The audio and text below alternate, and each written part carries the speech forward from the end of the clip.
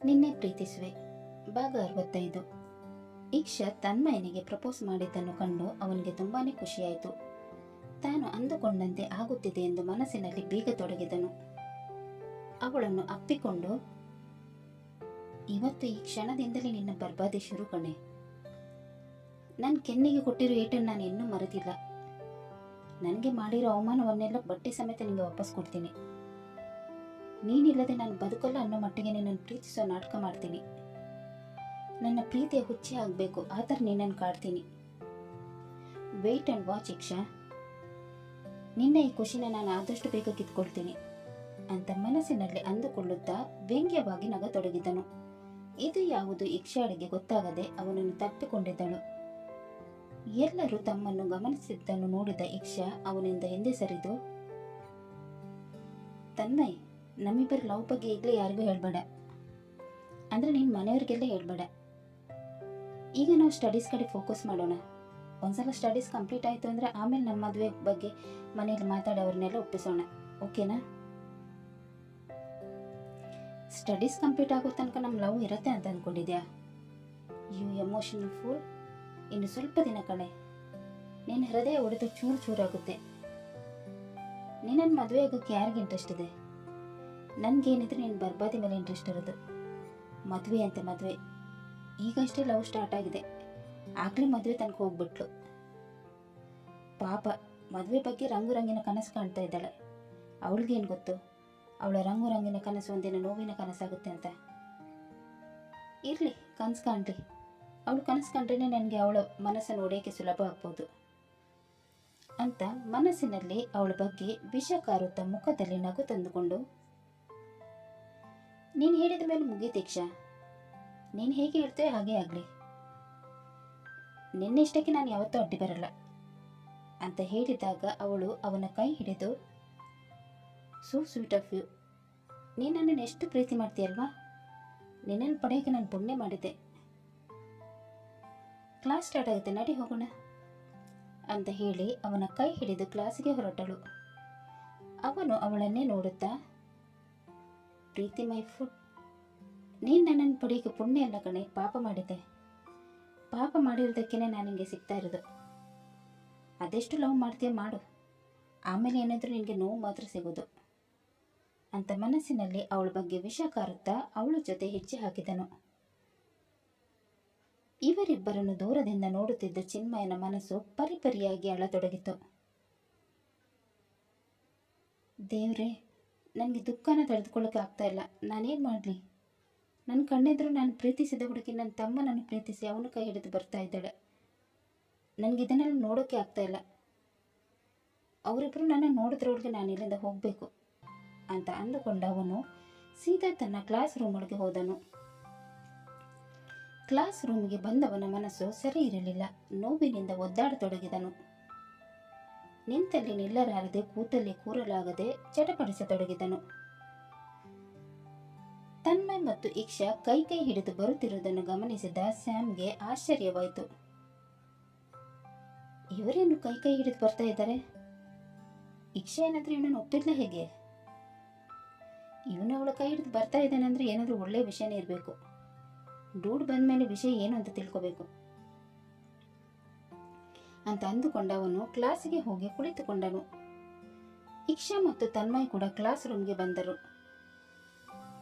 ಈಕ್ಷಾ ತಾನು ದಿನಾಲು ಕೂರುತ್ತಿದ್ದ ಜಾಗದಲ್ಲಿ ಕೂತರೆ ತನ್ಮಯ್ ಸ್ಯಾಮ್ ಪಕ್ಕ ಹೋಗಿ ಕುಳಿತುಕೊಂಡನು.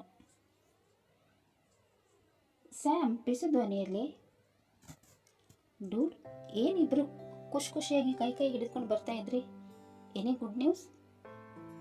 ಗುಡ್ ನ್ಯೂಸೇ ಸ್ಯಾಮ್. ಅವಳು ನನ್ನ ಲವ್ ಪ್ರಪೋಸಲನ್ನು ಒಪ್ಕೊಂಡ್ಬಿಟ್ಲು. ನನ್ನ ಮೇಲೆ ಅವಳಿಗೆ ಫುಲ್ ಲವ್ ಆಗಿಬಿಟ್ಟಿದೆ. ತುಂಬ ಯೋಚನೆ ಮಾಡಿ ನಿರ್ಧಾರ ತಗೊಳ್ಳಂತೆ. ನಾನು ತುಂಬ ಒಳ್ಳೆಯವನಂತೆ. ಅವಳಿಗೇನು ಗೊತ್ತು ನಾನು ಅವಳ ಲೈಫನ್ನು ಹಾಳು ಮಾಡೋಕ್ಕೆ ಬಂದಿರೋ ರಾಕ್ಷಸ ಅಂತ. ಸ್ಯಾಮ್, ಇವತ್ತು ಕಾಲೇಜ್ ಮುಗಿದ ಮೇಲೆ ಫುಲ್ ಪಾರ್ಟಿ, ಎಂಜಾಯ್ ಮಾಡೋಣ. ಅವಳು ಬರ್ಬಾದಿ ಮೊದಲನೇ ಸ್ಟೆಪ್ ಸಕ್ಸಸ್ ಆಗಿದೆ, ಅದಕ್ಕೋಸ್ಕರ ಪಾರ್ಟಿ ಮಾಡಿ ಎಂಜಾಯ್ ಮಾಡೋಣ. ಓಕೆ ಡೌಟ್, ಸ್ವಲ್ಪ ನಿಧಾನ. ಎಕ್ಸೈಟ್ಮೆಂಟನ್ನು ಕಂಟ್ರೋಲಲ್ಲಿ ಇಟ್ಕೋ, ಇಲ್ಲಾಂದರೆ ಅವ್ಳಿಗೆ ಗೊತ್ತಾಗ್ಬೋದು. ಅವಳಿಗೇನಾದರೂ ಗೊತ್ತಾದರೆ ಅಷ್ಟೇ ನಮ್ಮ ಪ್ಲ್ಯಾನ್ ಎಲ್ಲ ಫ್ಲಾಪ್ ಆಗುತ್ತೆ. ಓಕೆ ಸ್ಯಾಮ್, ಎಕ್ಸೈಟ್ಮೆಂಟಲ್ಲಿ ಸ್ವಲ್ಪ ಜೋರಾಗಿ ಮಾತಾಡ್ಬಿಟ್ಟೆ. ಇನ್ಮುಂದೆ ಆ ಥರ ಆಗಲ್ಲ ಅಂತ ಮಾತನಾಡಿಕೊಳ್ಳುತ್ತಿರಬೇಕಾದರೆ ಲೆಕ್ಚರರ್ ಬಂದಾಗ ಇಬ್ಬರು ಸುಮ್ಮನಾದರು. ಮಧ್ಯಾಹ್ನ ಲಂಚ್ ಅವರಲ್ಲಿ ತನ್ಮಯ್, ಇಕ್ಷಾ ಮತ್ತು ಸ್ಯಾಮ್ ಮೂವರು ಕ್ಯಾಂಟೀನ್ಗೆ ಹೊರಟರು. ಯಾವಾಗಲೂ ಚಿನ್ಮಯ್ ಅವರಿಗೆ ಕಂಪನಿ ಕೊಡುತ್ತಿದ್ದವನು ಇವತ್ತು ಯಾಕೋ ಬರದೆ ಹೋದಾಗ ಇಕ್ಷಾಳ ಕಣ್ಣು ಅವನಿಗಾಗಿ ಹುಡುಕಾಡತೊಡಗಿತು. ಅವನು ಎಲ್ಲೂ ಕಾಣದಾದಾಗ ಬೇಜಾರಾದವಳು, ತನ್ಮಯ್, ಚಿನ್ಮಯಲ್ಲಿ ಅವನೇಕಿನ್ನೂ ಕ್ಯಾಂಟೀನ್ಗೆ ಬಂದಲ್ಲ? ಹೌದಲ್ವಾ, ಬ್ರೋ ಯಾಕಿನ್ನೂ ಬಂದಿಲ್ಲ? ಖುಷಿಯಲ್ಲಿ ಇವತ್ತು ನಾನು ಬ್ರೋನ ಮರ್ತೇ ಬಿಟ್ಟೆ. ಇಕ್ಷಾ, ನಿನ್ಗೇನು ಬೇಕು ಹೇಳು, ನಾನು ಆರ್ಡರ್ ಮಾಡ್ತೀನಿ. ಬ್ರೋ ಇಲ್ಲೇ ಎಲ್ಲಾದರೂ ಇರ್ಬೋದು, ಬರ್ತಾನೆ ಬಿಡು ಅಂತ ಅಂದಾಗ ಇಕ್ಷಾಳಿಗೆ ಅವನ ಮಾತು ಯಾಕೋ ಸಮಾಧಾನ ತರಿಸಲಿಲ್ಲ. ಈ ಚಿನ್ಮಯ್ ಯಾಕೆ ಇತ್ತೀಚೆಗೆ ಒಂಥರ ಬಿಹೇವ್ ಮಾಡ್ತಾನೆ? ಬೆಳಿಗ್ಗೆ ನಾನು ನೋಡಿದಂತೆ ಮಾಡಿ ಹೋದ, ಈಗ ನೋಡಿದ್ರೆ ಇನ್ನೂ ಕ್ಯಾಂಟೀನ್ಗೆ ಬಂದಿಲ್ಲ. ಅವನಿಲ್ಲ ಅಂದರೆ ಯಾಕೋ ಮನಸ್ಸಿಗೆ ಸಮಾಧಾನ ಇರಲ್ಲ. ಒಂದ್ಸಲ ಅವನನ್ನು ನೋಡಿ ಮಾತನಾಡಿಸಿದ ಅಂದರೆ ಈ ಮನಸ್ಸಿಗೆ ಸಮಾಧಾನ ಆಗುತ್ತೆ. ಎಲ್ಲಿದ್ದೆ ಚಿನ್ಮಯ್? ನನಗೆ ನಿನ್ನ ಹತ್ರ ತುಂಬಾ ಮಾತನಾಡಿಕಿದೆ, ಬೇಗ ಬಂದ್ಬಿಡು ಅಂತ ಮನಸ್ಸಿನಲ್ಲಿ ಪ್ರೇ ಮಾಡತೊಡಗಿದಳು. ತನ್ಮಯ್ ಹಾಗೂ ಸ್ಯಾಮ್ ಚಿನ್ಮಯನ ಬಗ್ಗೆ ಚಿಂತೆ ಮಾಡದೆ ಖುಷಿಯಾಗಿ ಮಾತನಾಡಿಕೊಳ್ಳುತ್ತಿದ್ದರು. ಮೂವರು ಮಧ್ಯಾಹ್ನದ ಲಂಚ್ ಮುಗಿಸಿ ತಮ್ಮ ಕ್ಲಾಸಿಗೆ ಹೋದರು. ಕ್ಲಾಸ್ ರೂಮಲ್ಲಿದ್ದ ಚಿನ್ಮಯನು ತುಂಬಾ ನೋವು ಪಟ್ಟುಕೊಳ್ಳುತ್ತಿದ್ದನು. ಲಂಚ್ಗೆ ಕೂಡ ಹೋಗದೆ ಕ್ಲಾಸ್ ರೂಮಲ್ಲಿ ಕುಳಿತಿದ್ದನು. ಅವನ ಗಮನ ಕ್ಲಾಸಿನಲ್ಲಿರದೆ ಇಕ್ಷಾಳನ್ನೇ ನೆನಪು ಮಾಡಿಕೊಳ್ಳುತ್ತಿತ್ತು. ಕಾಲೇಜು ಮುಗಿದ ಮೇಲೆ ಬೇಗನೆ ಎದ್ದು ಕ್ಲಾಸ್ ರೂಮಿನಿಂದ ಹೊರಬಂದು ಇಕ್ಷಾಳಿಗೆ ಕಾಣಿಸದ ಹಾಗೆ ಹೋಗಬೇಕು ಅಂತ ಅಂದುಕೊಂಡು ಬೇಗನೆ ಹೆಜ್ಜೆ ಹಾಕತೊಡಗಿದನು. ಕ್ಲಾಸ್ ಮುಗಿದ ಮೇಲೆ ತನ್ಮಯ್ ಇಕ್ಷಾಳ ಹತ್ತಿರ ಬಂದು, ಬೇಬಿ, ನೀನಿವತ್ತು ಹೊರಡು, ನನಗೆ ಸ್ಯಾಮ್ ಜೊತೆ ಸ್ವಲ್ಪ ಕೆಲಸ ಇದೆ, ನಾನು ಮುಗಿಸ್ಕೊಂಡು ಬರ್ತೀನಿ ಅಂತ ಹೇಳಿ ಅವಳ ಕೈಯನ್ನು ಚುಂಬಿಸುತ್ತಾ ಲವ್ ಯು ಬೇಬಿ ಅಂತ ಹೇಳಿದನು. ಲವ್ ಯು ಟು, ನಾಳೆ ಸಿಗೋಣ ಅಂತ ಹೇಳಿ ಅವಳು ಅವನನ್ನು ಅಪ್ಪಿಕೊಂಡು ನಂತರ ಮನೆಗೆ ಹೊರಟಳು. ಸ್ವಲ್ಪ ಬೇಗ ಹೋಗೋಣ, ಇಲ್ಲಾಂದರೆ ಚಿನ್ಮಯನನ್ನು ಹಿಡಿಯೋಕ್ಕಾಗಲ್ಲ.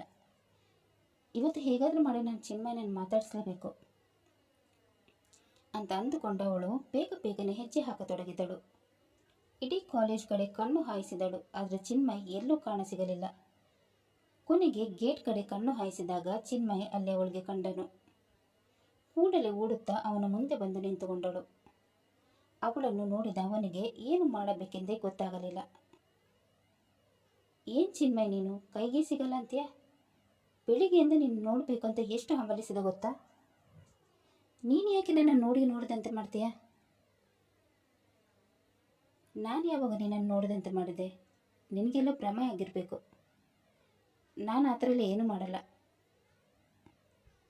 ಸುಳ್ಳು ಹೇಳ್ಬೇಡ ಚಿನ್ಮಯ್, ನಾನು ಬೆಳಿಗ್ಗೆ ನಿನ್ನನ್ನು ನೋಡಿದ್ದೆ, ನಿನ್ನನ್ನು ಮಾತನಾಡಿಸ್ಬೇಕಂತ ಅಂದ್ಕೊಂಡಿದ್ದೆ, ಆದರೆ ನೀನು ನನ್ನನ್ನು ನೋಡಿದಂತೆ ಮಾಡಿ ಹೋದೆ. ನಾನು ನಿನ್ನನ್ನು ಎಷ್ಟು ಕರೆದೆ ಗೊತ್ತಾ? ನೀನು ಕೇಳಿಸಿದಂತೆ ಮಾಡಿದೆ. ನೀನು ಈ ಥರ ಮಾಡಿದರೆ ನನಗೆ ತುಂಬ ಹರ್ಟ್ ಆಯಿತು. ಯಾಕೆ ಈ ಥರ ಮಾಡ್ತಾ ಇದೆಯಾ?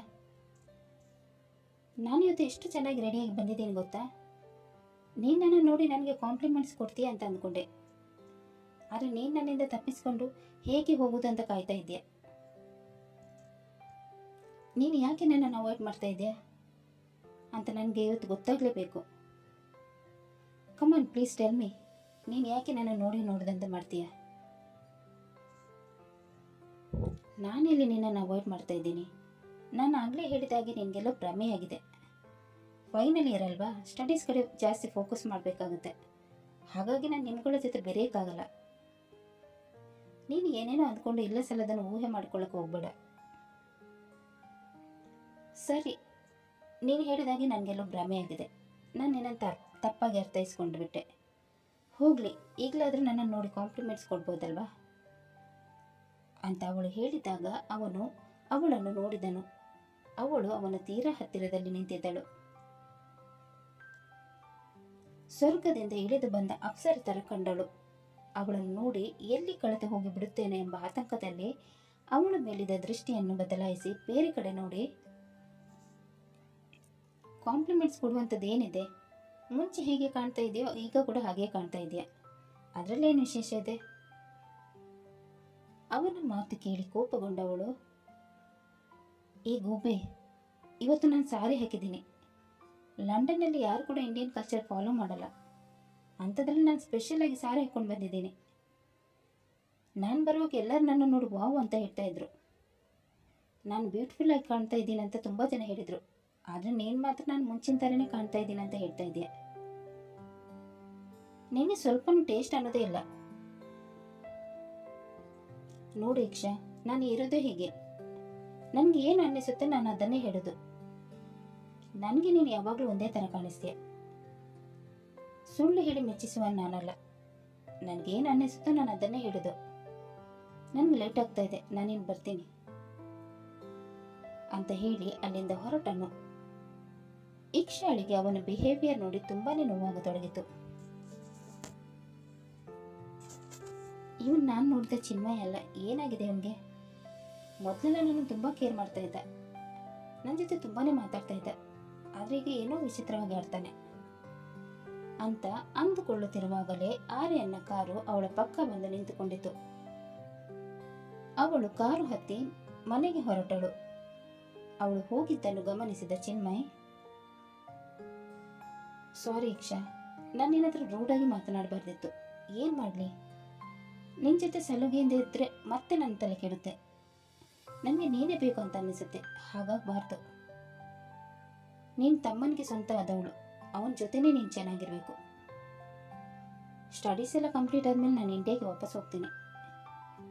ನಿಮ್ಮೆಲ್ಲರಿಂದ ದೂರ ಹೊರಟು ಹೋಗ್ತೀನಿ. ಆಗ ನಾನು ನಿನ್ನನ್ನು ಮರೆಯೋಕ್ಕೆ ಟ್ರೈ ಮಾಡ್ಬೋದು ಅಂತ ಮನಸ್ಸಿನಲ್ಲಿ ಅಂದುಕೊಂಡು ಕಾರು ಹತ್ತಿ ಅಪಾರ್ಟ್ಮೆಂಟ್ ಕಡೆ ಹೊರಟನು. ಕತೆ ಮುಂದುವರಿಯಿತು. ಚಿನ್ಮಯ್ ಎಲ್ಲರನ್ನು ಬಿಟ್ಟು ಇಂಡಿಯಾಗೆ ವಾಪಸ್ ಹೋಗುತ್ತಾನೋ ಅಥವಾ ಅವನ ಲೈಫ್ ಟರ್ನಿಂಗ್ ಪಾಯಿಂಟ್ ತಗೊಳ್ಳುತ್ತೋ ಅನ್ನೋದನ್ನು ತಿಳಿಯಲು ಮುಂದಿನ ಸಂಚಿಕೆಗಾಗಿ ಕಾಯೋಣ. ಅಲ್ಲಿ ತನಕ ಈ ಕಥೆ ನಿಮಗೆ ಇಷ್ಟವಾದಲ್ಲಿ ಲೈಕ್ ಮಾಡಿ, ಶೇರ್ ಮಾಡಿ ಮತ್ತು ಸಬ್ಸ್ಕ್ರೈಬ್ ಮಾಡೋದನ್ನು ಮಾತ್ರ ಮರಿಬೇಡಿ. ಧನ್ಯವಾದಗಳು. ಹಾಗೆ ಕತೆ ಹೇಗಿದೆ ಅಂತ ಕಮೆಂಟ್ ಬಾಕ್ಸಲ್ಲಿ ತಿಳಿಸಿ.